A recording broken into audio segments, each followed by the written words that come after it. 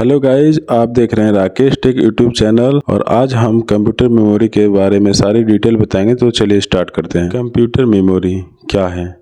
तो computer memory, बिना memory का हमारा कंप्यूटर हो या मोबाइल हो, हम चला नहीं सकते, वो ऑन नहीं हो सकता। तो कंप्यूटर मेमोरी एक डिवाइस होती है जिसका इस्तेमाल डेटा और सूचना को स्टोर करने के लिए किया जाता है। दूसरे शब्दों में कहें तो कंप्यूटर मेमोरी कंप्यूटर का एक महत्वपूर्ण हिस्सा होता है जिसमें डेटा को स्टोर करके रखा जाता है। बिना मेमोरी के कंप्यूटर काम नहीं करता। कंप्यूटर में अगर मेमोरी नहीं होगा तो हमारा कंप्यूटर ऑन भी नहीं हो सकता, हम कुछ भी नहीं कर सकते।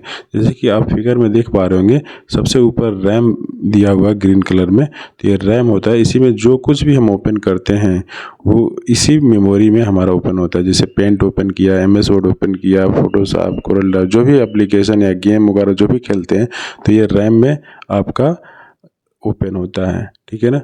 तो ये मेमोरी बहुत ही ज़रूरी होता है। और दूसरा जो दिया हुआ है वो रोम दिया हुआ है। तो रोम में हमारे स्टार्टिंग के जो भी प्रोग्राम होते हैं वो सारे इनबिल्ट पहले से इसमें स्टोर होते हैं फाइलें। ठीक है? तो कंप्यूटर को स्टार्ट करने में मदद करते हैं। तो ये सेकंड जो रोम मेमोरी है। उसके बाद से आप साइड में नीचे की तरफ देख रहे होंगे हार्ड डिस्क है। तो हार्ड डिस्क सेकेंडरी मेमोरी होती है जो कोई भी डेटा या इन्फॉर्मेशन फ्यूचर के लिए हम स्टोर करके रख सकते हैं। उसके बाद से कंप्यूटर मेमोरी बहुत ही ज़रूरी होती है। जैसे कि अगला आप देखें तो कंप्यूटर मेमोरी कई प्रकार के होते हैं। जैसे आपका प्राइमरी मेमोरी, ठीक है, उसके बाद से secondary memory, cache memory, register. तो प्राइमरी मेमोरी जो होती है वो वोलाटाइल मेमोरी होती है, यानी अस्थायी मेमोरी होती है। उसके बाद सेकेंडरी मेमोरी होती है, तो सेकेंडरी मेमोरी परमानेंट मेमोरी होती है। कैश मेमोरी होती है जो स्पीड को बढ़ाती है, और मेन मेमोरी रैम और CPU के बीच में लगाया जाता है, ये स्पीड को बढ़ा देती है। अब नेक्स्ट आप देखिए तो प्राइमरी मेमोरी क्या होता है, इसको हम डिटेल में जानेंगे। तो प्राइमरी मेमोरी वोलाटाइल और नॉन वोलाटाइल दोनों प्रकार की होती है। वोलाटाइल मेमोरी वह मेमोरी होती है जो कंप्यूटर के ऑन रहने तक ही डेटा को स्टोर करके रखती है। कंप्यूटर के ऑफ होने पर इसमें रखा डेटा अपने आप डिलीट हो जाता है। नॉन वोलाटाइल वो मेमोरी होती है जो हमेशा के लिए डेटा को स्टोर करके रखती है। ठीक है ना? जिसको परमानेंट स्टोरेज भी कहते हैं। जैसे प्राइमरी मेमोरी रैम है, रैंडम एक्सेस मेमोरी, और दूसरा है रोम, रीड ओनली मेमोरी। फर्दर इसको आगे कई पार्ट में, कई कैटेगरी में डिवाइड किया गया है। जैसे कि रैम अस्थायी मेमोरी होती है और सारा काम हम रैम में ही करते हैं। ठीक है? तो रैम आगे भी हम बताएंगे कि कितने टाइप के होते हैं, और रोम भी कई प्रकार के होते हैं। तो रोम तो इनबिल्ट आप जब कंप्यूटर आप ख़रीद के लाते हैं उसी समय आपको मदरबोर्ड में लगा हुआ मिलता है।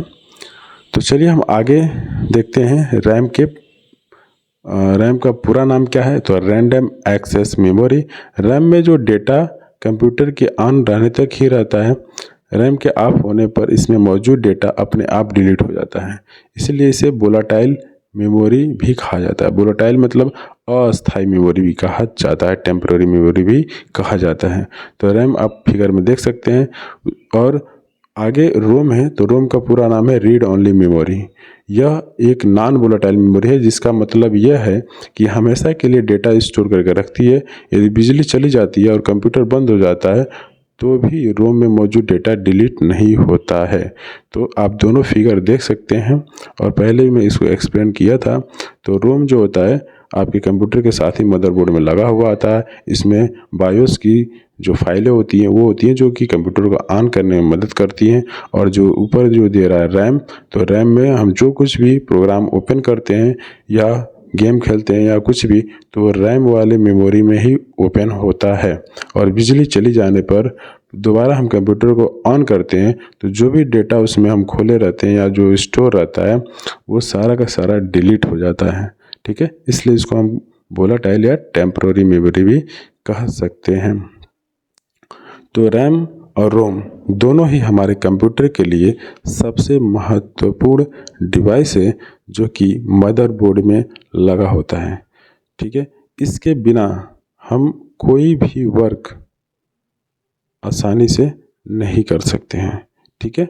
तो रैम जो होता है आगे फर्दर डिवाइड होता है, जैसे रैम रैंडम एक्सेस जो मेमोरी है ये दो टाइप के होते हैं, एस रैम और डी रैम, मतलब स्टैटिक रैंडम एक्सेस मेमोरी और डायनेमिक रैंडम एक्सेस। दोनों में डिफरेंस क्या है?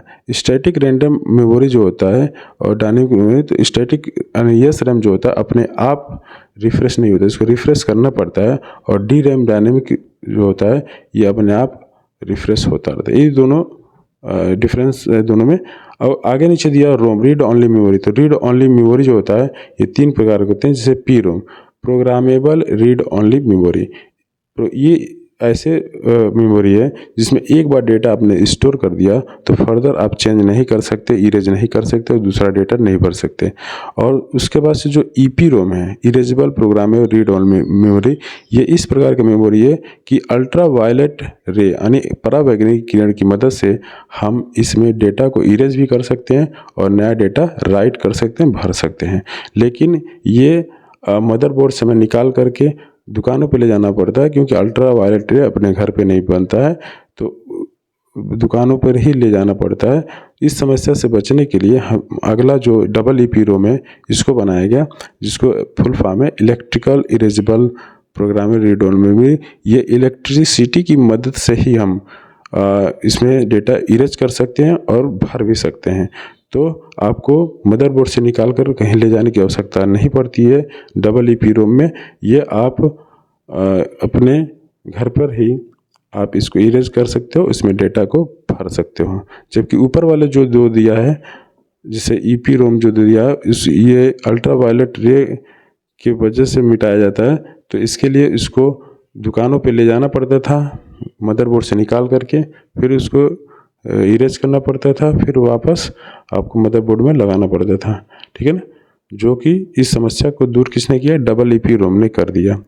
और सबसे ऊपर वाला जो पी रोम था उसमें तो आप एक बार ही डेटा भर सकते हो, उसके बाद से दोबारा उसको इरेज नहीं किया जा सकता, नहीं फर्दर कोई चेंज किया जा सकता है, ठीक है ना। तो ये रोम के प्रकार हैं, रीड ओनली मेमोरी जिसे हम कहते हैं।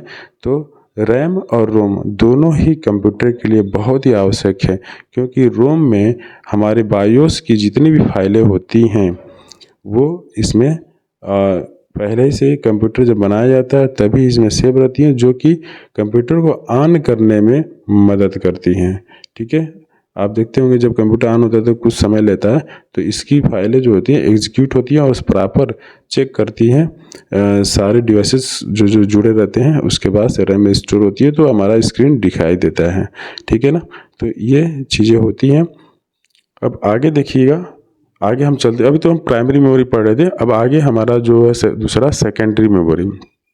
सेकेंडरी मेमोरी क्या होता है? ये परमानेंट मेमोरी होता है। सेकेंडरी मेमोरी भी कंप्यूटर का एक मेमोरी है जिसे सीपीयू के द्वारा सीधे डायरेक्ट एक्सेस नहीं किया जा सकता।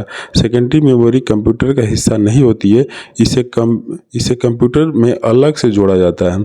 सेकेंडरी मेमोरी एक प्रकार की नॉन वोलेटाइल मेमोरी होती है, अर्थात इसमें डेटा हमेशा के लिए स्टोर रहता है, यानी कि अगर कंप्यूटर बंद भी हो जाए तो इसका डेटा डिलीट नहीं होती है। जब तक कि आप खुद जाकर डिलीट ना कर दें तब तक डेटा ये डिलीट इसमें नहीं होता है। जैसे कि ऊपर आप देख सकते हैं, पहला जो मेमोरी जो दिख रहा है वो हार्ड डिस्क है। तो हार्ड डिस्क आप जानते हो सीसीटीवी कैमरे में भी लगते हैं और कंप्यूटर में भी लगे रहते हैं। तो आपके 500 GB से 1 TB तक हार्ड डिस्क आते हैं, उससे ज़्यादा भी आते हैं। अगला जो डिवाइस है पेन ड्राइव। पेन ड्राइव आप सभी लोग जानते हैं, डेटा को एक कंप्यूटर से दूसरे कंप्यूटर में ट्रांसफ़र करने के लिए पेन ड्राइव का इस्तेमाल किया जाता है। ये भी 2 GB से लेकर के 32 GB, 64 GB, 128 GB तक आते हैं। आगे आप देख रहे हैं CD कम्पैक्ट डिस्क। तो CD की जो कैपेसिटी है 720 MB होती है और इसका भी इस्तेमाल डेटा को स्टोर करने के लिए किया जाता है। उसके बाद से फ्लॉपी डिस्क सबसे नीचे है, जो कि फ्लॉपी डिस्क 1.44 MB होता है, बहुत पहले यूज होता है 2005 के पहले, ठीक है। अब आगे आप देखिएगा, तीसरा जो है वो कैश मेमोरी है। कैश मेमोरी जो होता है ये क्या होता है? तो कैश मेमोरी जो होता है एक तेज़ गति से काम करने वाली मेमोरी है, जिसका इस्तेमाल सीपीयू की स्पीड तथा परफॉर्मेंस को बढ़ाने के लिए किया जाता है। कैश मेमोरी एक हाई स्पीड मेमोरी है जिसका आकार तो छोटा है, लेकिन आकार तो छोटा है लेकिन ये बहुत ही फास्ट मेमोरी होती है और ये मेन मेमोरी यानी रैम और सीपीयू यानी प्रोसेसर के बीच में लगाया जाता है और स्पीड को बढ़ा देता है। कैश मेमोरी कई प्रकार के होते हैं, जैसे इसके 3 प्रकार होते हैं, L1 cash, L2 cash, L3 cash. ठीक है ना।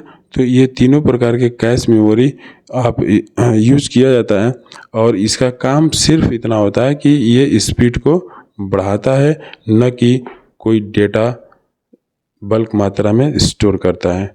ठीक है। तो कभी भी कैश मेमोरी होती है ये स्टोर करने के लिए नहीं होती है, ये मेमोरी को स्पीड को बढ़ाने के लिए होती है।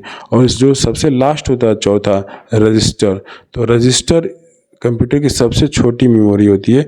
यूँ कहें तो सबसे छोटी मेमोरी तो फ्लिप फ्लॉप होता है, रजिस्टर फ्लिप फ्लॉप से ही मिलकर बना होता है। ठीक है ना। तो सबसे छोटी फ्लिप फ्लॉप होता है, लेकिन उस अगर रजिस्टर की बात करी जाए तो फ्लिप फ्लॉप के बाद सबसे छोटी मेमोरी आपका रजिस्टर होती है और काफ़ी तेज़ होती है।